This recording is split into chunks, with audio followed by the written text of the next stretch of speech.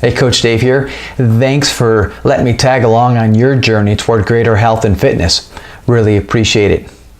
So before the holiday season hits full swing, I want to take a few minutes and encourage you to begin to think strategically, to make some plans on how you're going to get through this season without ballooning up and just really throwing a lot of healthy rhythms out of sync in your journey.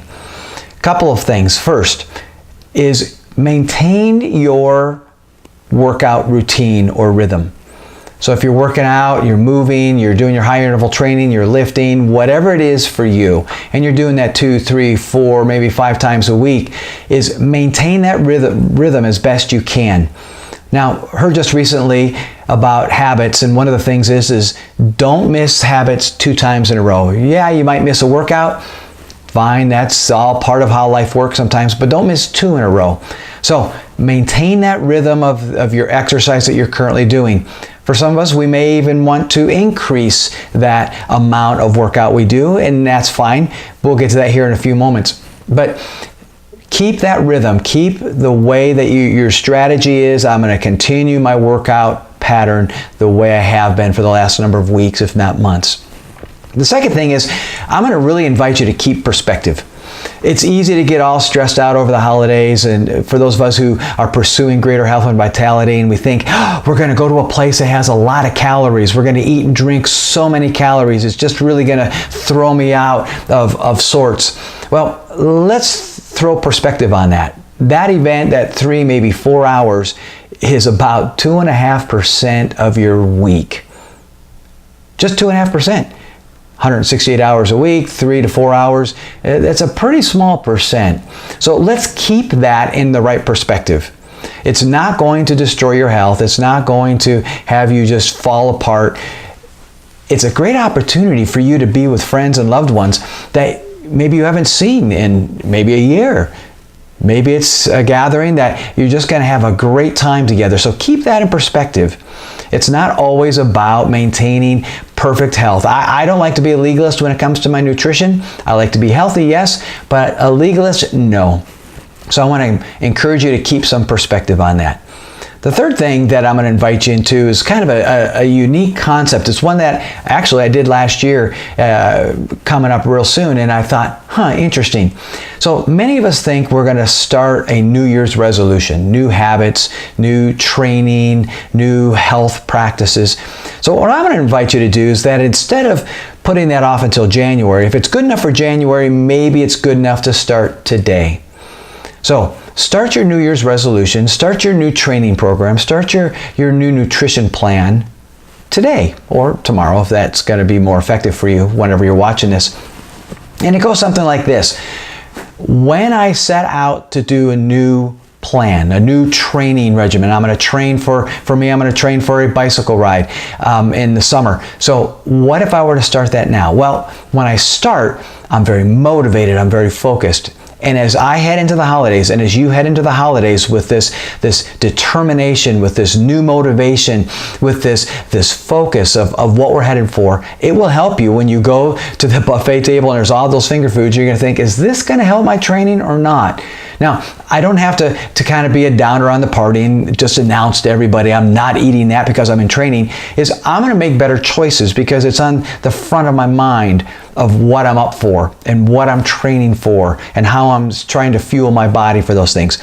So I'm going to invite you to do something that might be very unique for you, is that start your so-called New Year's resolutions now before the holidays kick in, and allow that to help you navigate and be a great strategy through this holiday season and all those parties. The fourth thing is I'm going to invite you to maintain your self-care practices. Those habits, that things like getting enough sleep, of obviously eating the right kinds of food, of de-stressing, continuing to read and to listen and to learn, because some of us listen to audiobooks, and others of us, we love to flip the pages of a real paper book, whatever it takes for you. But to continue to keep that self-practice of learning and growing, of keeping those relationships, of hanging out with people that are positive and continue to encourage you. Because this holidays can be stressful for a lot of different reasons. And when we get exhausted and when we get overstressed, it's easy to overindulge.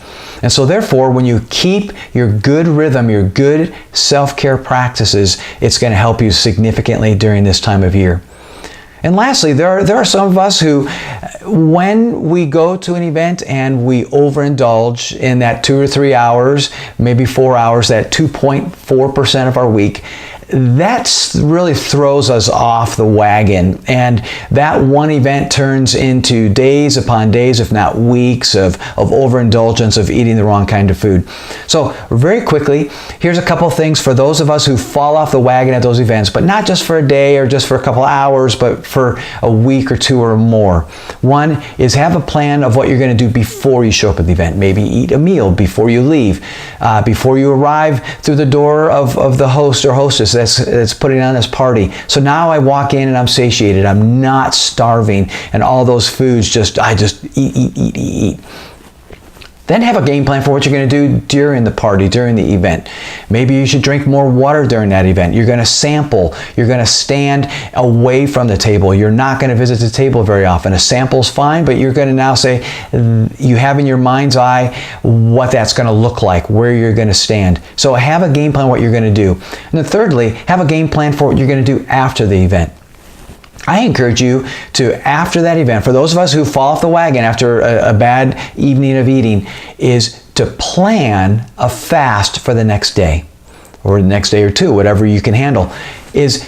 I now know that when I wake up the next morning, that day is going to be a day where I do not eat. So it's part of my plan. I tell someone, I tell my spouse, I tell a good friend, I tell one of my workout partners, I realize this is my rhythm. I tend to overeat, and then I just overeat for days, if not weeks.